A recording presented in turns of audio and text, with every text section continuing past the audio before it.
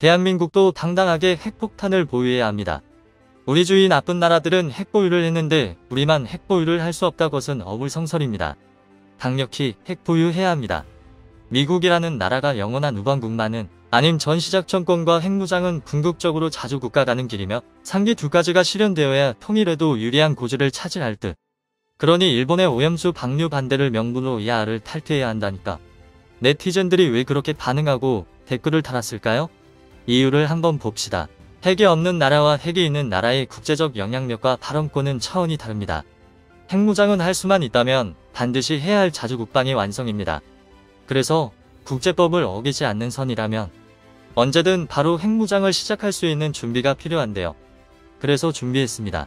오늘은 우리 국민들이 정말 궁금해하시는 대한민국 핵개발의 실현 가능 여부에 대해 알아보겠습니다. 2004년 8월 전 세계를 발칵 뒤집는 사건이 벌어졌습니다. 대한민국이 수십 년간 숨겨온 핵실험 내역을 이하에 통보했기 때문입니다. 이 사실을 보고받은 이하는 한국에 대한 대규모 사찰을 강행했는데요. 철저한 조사 끝에 상당량의 핵물질이 사라졌으며 핵물질을 추출하기 위해 쓰인 장비 역시 사라졌음을 알아냈습니다. 이는 우리 핵공학자들이 청와대에도 알리지 않고 핵에너지를 연구했다는 것으로 결론난 사건이었는데요. 하지만 이와는 별개로 한국이 핵물질을 다뤘다는 사실에 미국을 비롯한 핵보유국들의 눈총이 쏟아졌습니다.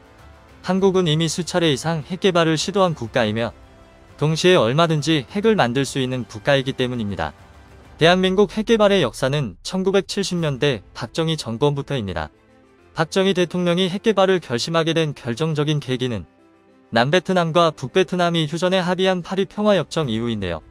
사실 한국군의 베트남 파병은 그저 미국의 요청에 한국이 응한 것이 아니었습니다. 한반도에 주둔하던 미군 중 상당수가 베트남으로 재배치된다는 것을 우려한 우리 정부가 고심 끝에 주한미군을 대신할 병력을 파병하기로 한 것이었습니다. 당시 주한미군은 휴전선 최전방에 배치되어 있었는데 북한이 공격할 경우 바로 미군이 공격받아 미국의 자동 참전이 이루어지도록 하는 인계철선의 역할을 하기 위해서였습니다. 인계철선 역할을 하는 미군이 줄어든다면 그만큼 북한이 대한민국을 침략할 가능성은 당연히 늘어날 것이고 이로 인한 빌미를 북한군에게 제공하지 않기 위해서였습니다. 즉 미군보다 국군을 보내는 게 대한민국의 평화를 지키는 방법이었던 것이죠. 이는 한국 정부가 이승만 대통령 시절인 1954년이나 쿠데타 직후인 1961년에 베트남 파병 제안을 미국에 건넨 것을 통해서도 확인할 수 있습니다. 당시 우리 정부는 부패한 남베트남 정부가 미국의 도움 없이 나라를 지킬 수 없다는 사실을 잘 알았습니다. 하지만 미국의 반전 여론으로 남베트남은 결국 버려졌고 마찬가지의 입장인 대한민국 역시 언제든 버려질 수 있었습니다. 그래서 한국은 국가의 생존을 위해서는 그 어느 나라도 대한민국을 건들 수 없는 강력한 힘이 필요했습니다. 이런 이유 때문에 우리 정부는 독자적인 핵개발을 위해 핵무기를 만들 수 있는 고농축 우라늄을 부산물로 뽑아내는 담합중수로 개발을 시작합니다. 동시에 자체적인 미사일 개발 사업인 백곰 사업도 진행합니다. 목표는 나이키 미사일의 카피였는데요. 나이키 미사일이 핵폭탄을 싣고 상대 핵무기와 함께 자폭하는 핵유격 미사일로도 쓰였다는 점을 고려할 때 이는 분명한 독자 핵무장 시도였습니다. 처음엔 미국도 이를 무시했지만 1974년 인도가 핵실험에 성공하면서 태도를 바꿉니다. 기술 수준이 떨어지는 후진국은 핵개발을 못한다? 생각이 틀렸다는 것이 증명됐기 때문입니다.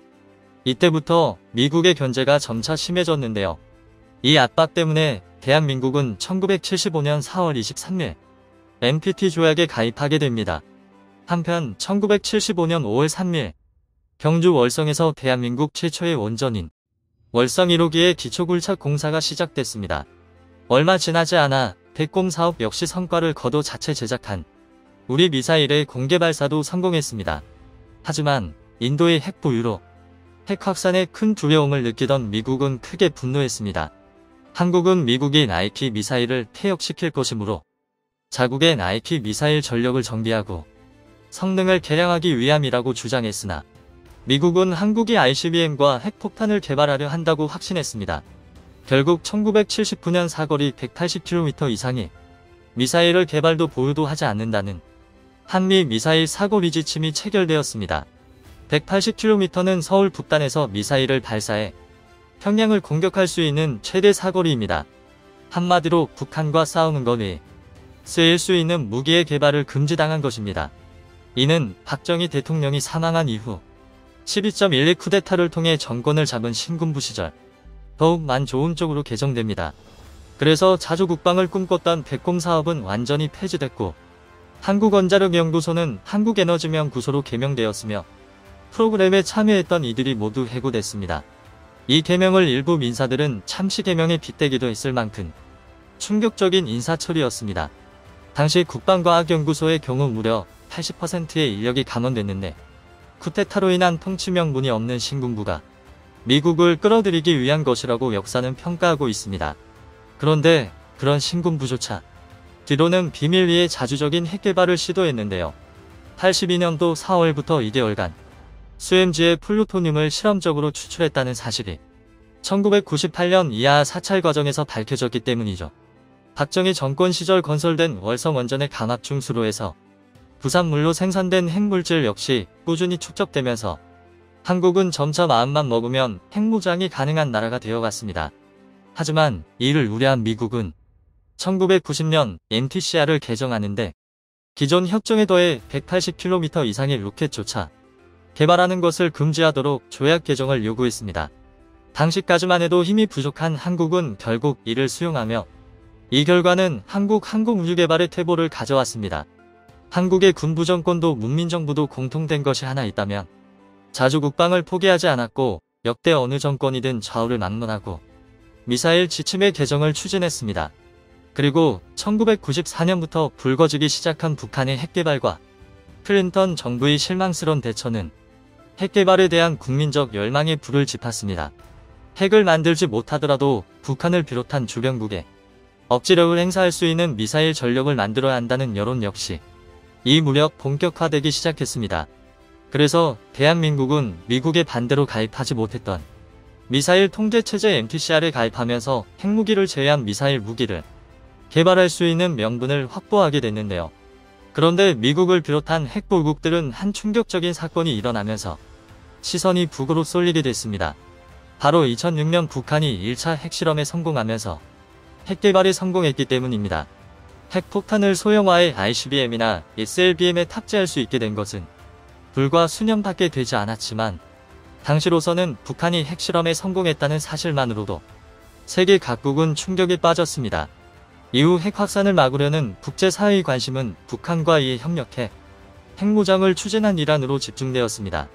그래서 한국은 이 틈을 틈타 2012년 자체 개발한 순항미사일을 공개합니다. 순항미사일은 분류상 무인기로 분류되기에 기존의 협정을 회피할 수 있을 뿐만 아니라 북한의 핵무장에 대한 대응수단이라는 명분이 생겼기 때문입니다. 또 이렇게 순항미사일을 통해 협정을 무력화한 상태에서 2012년 한국은 미국에게 미사일 지침의 재개정을 요청합니다. 그 결과 사거리 800km 탄두 중량 500kg로 협정을 완화하는 데 성공합니다. 또 2013 1월 세 번째 나로 발사가 성공적으로 끝나면서 비록 자체 개발 엔진을 사용한 것은 아니지만 ICBM 개발에 필요한 발사체 기술을 확보하게 됩니다. 또 2015년 한미원자력 협정으로 20% 미만의 전홍축 우라늄을 파이로 프로세싱이라 불리는 건식 처리법으로 재처리하는 것을 인정받게 됩니다. 비록 20% 미만이지만 우라늄을 사용할 수 있는 기술을 공식적으로 허가받은 것입니다. 이는 북한의 ICBM 발사와 대조되며 추가적인 한미 미사일 지침 개정의 발판이 되었습니다. 2016년 1월 북한이 4차 핵실험에 성공하고 연이어 같은 해 8월 SLBM 발사에 성공하면서 한미 미사일 지침은 또 한 번 변경됩니다. 2017년 7월 4일 북한이 자체 제작한 ICBM 화성 10 사용마저 발사에 성공하자 한미양국은 사거리 800km를 초과하는 고체 로켓을 만들지 않는다는 내용으로 협정을 개정했는데요. 이로써 한국은 북한에 대한 억지력을 가질 수 있도록 탄두 중량 제한이 해제되어 현무사를 개발할 수 있는 초석이 마련된 것입니다. 현무사의 공개와 배치까지의 시간을 고려했을 때 우리 군은 협상 개정에 대비해 관련 기술을 이미 확보했던 것으로 보입니다. 사실 탄도미사일은 탄두 중량에 따라 사거리는 얼마든지 늘릴 수 있게 되는데 이는 우리 군용 미사일 기술 개발의 높은 벽이 또 한 번 무너진 계기가 됐습니다.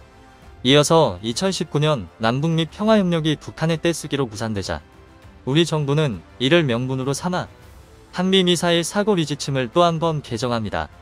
그리고 마침내 2020년 7월 29일 민간용 고체 로켓의 경우 거리 제한 없이 개발할 수 있도록 협정이 개정되는데요. 사실상 이것은 탄두만 넘으면 완벽한 수준의 ICBM을 개발할 수 있는 길이 열리게 된 것이라 할 수 있습니다.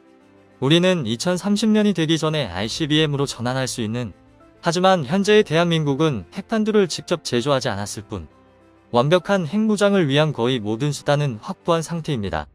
앞으로의 한국 행보가 더욱 기대되는 부분이 있습니다. 지금처럼 북한이 핵을 포기하지 않고 동북아 정세가 꾸준히 긴장 상태를 유지한다면, 한미원자력 협정이 다시 개정될 2035년이면 한국은 더 높은 수준의 우라늄 재처리 능력을 확보할 수 있습니다. 즉 북한의 핵이 고도화되니 우리도 핵무장을 하겠다는 것을 국제사회가 막을 명분이 없어진다는 것입니다. 이것이 가능해지면 우리는 스마트 원자로를 소형화해 원자력 추진 군함들을 건조할 수 있게 됩니다. 뿐만 아니라 잠수함의 경우 SLBM을 탑재할 수 있는 유도탄 원자력 잠수함을 건조할 수도 있습니다. 이에 더해 고체 및 액체 로켓을 자유롭게 개발할 수 있게 됩니다. 이는 ICBM을 위한 기반이 마련된다는 것이고 핵무장에 필요한 모든 기술과 장비를 확보하게 된다는 것입니다.